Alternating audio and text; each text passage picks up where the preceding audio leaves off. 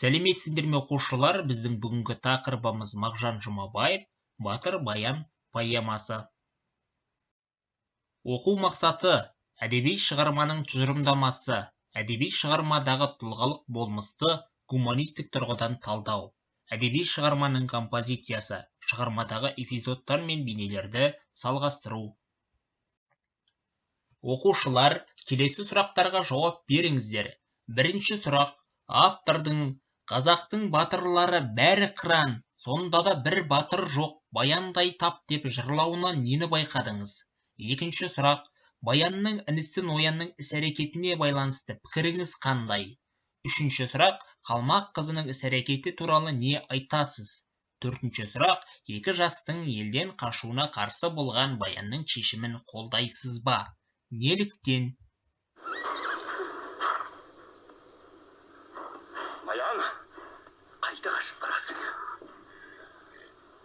Айт! Қайт деймін! Жоңғардың қызымен жауға қашып барасың ғой.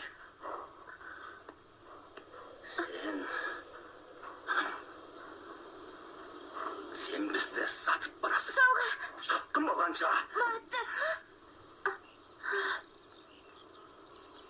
Көке, өлгенің артық.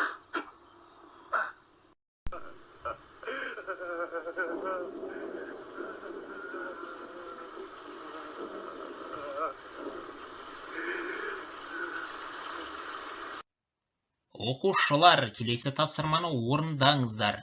Мағжан Жұмабаевтың «Батыр баян» мен оның бауыры Ноянға деген көзқарасы қандай? Авторлық баяндаулар арқылы оның ұстанымын анықтаңдар. Алдыңғы тапсырманы орындап болсаңыздар, оқушылар, оқу тапсырмасына құлақ түріңіздер. Берілген мінездемелерге жырдан үзінді келтіре отырып, өз ойларыңызды дәлелдеңіздер. Төменде кесте берілген 3 бағанаға бөлінген батыр баян, Ноян, қалмақ қызы. Кейіпкер, мінездеме, жырдан үзінді деп беріліп тұр. Бірінші, батыр баян.